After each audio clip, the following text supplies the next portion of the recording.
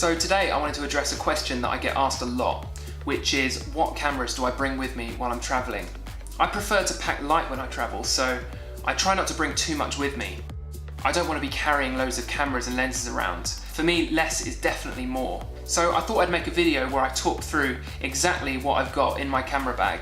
So this is the Panasonic GX800, and I've had it for about a year now. It came with me to Costa Rica last year and then Sri Lanka earlier this year, and I've been really impressed with it. So I bought this camera for its size, the fact that it can shoot 1080p at 50 frames per second, and it's about £100 cheaper than the more popular Canon G7X. So those were all major factors for me buying this.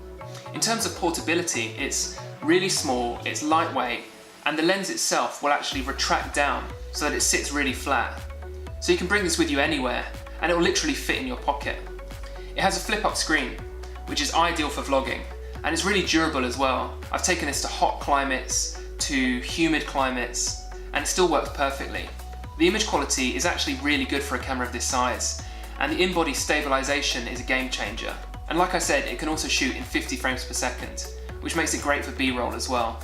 The main downside to this camera is its auto exposure. On a few occasions while I've been out shooting, the camera has automatically adjusted the exposure, and I found that without knowing, I've become really overexposed and washed out, and that's not ideal. It also doesn't have any audio input, so unless you're going to use an external microphone, you're stuck with the in-camera sound.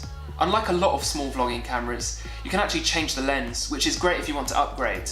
It's compatible with all micro four thirds camera lenses. But to be honest, as soon as you switch this lens for something bigger, you lose all portability, and you might as well have a DSLR camera. Overall, the size and portability of this camera, combined with its image quality and stabilization, makes it the perfect vlogging camera for me.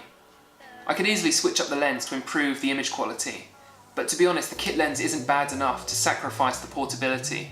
Now onto my main camera. This is the Panasonic GH3, which I've had for a few years now. I've made a few short films on this camera, but I haven't actually brought it with me when I've been travelling yet. On my last couple of trips, I was packing really lightweight, and I wanted to test out my new GX800, so I left this one at home, but it will definitely be joining me on my upcoming trips later this year.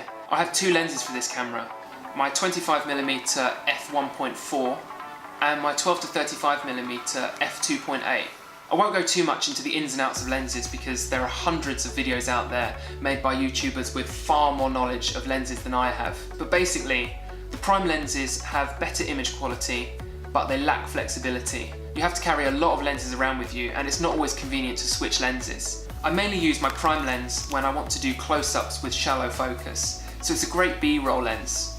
For everything else, I'll use my zoom lens. What's particularly great about this lens is that it has a constant aperture. With some other lenses, the f-stop will change as you zoom, and the footage will flicker lighter and darker, but it doesn't with this. The f-stop will stay the same.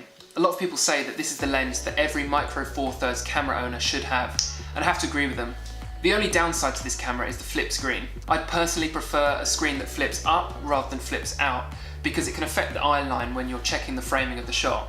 But it's better than having no screen at all, like some of the Canon cameras. And although the GH3 is a lot less bulky than some of the other DSLRs, it's still a DSLR at the end of the day, and it's quite heavy to carry around with you.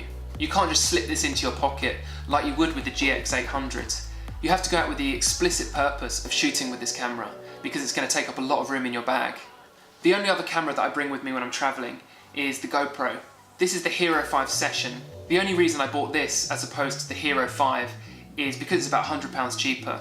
The only thing missing is a display on the back, which I didn't think was worth an extra £100. The image quality is as you'd expect from a GoPro, but while I was in Sri Lanka I tried using the waterproof casing, and I won't be using it again. It really badly affected the image quality.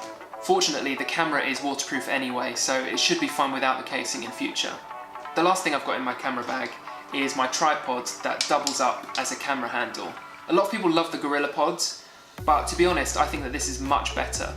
It's sturdier, it's got a really great rubber grip, and it's even got a spirit level on the top, so you can check to make sure your shots are level. So this is all the kit that I'll be bringing with me on my upcoming trips. Thank you so much for watching this video. I really hope that you found it useful seeing what cameras I bring with me when I travel. I'll link everything that I've mentioned in this video down below so you can check it out for yourself. Thanks again for watching, and I will see you in the next one.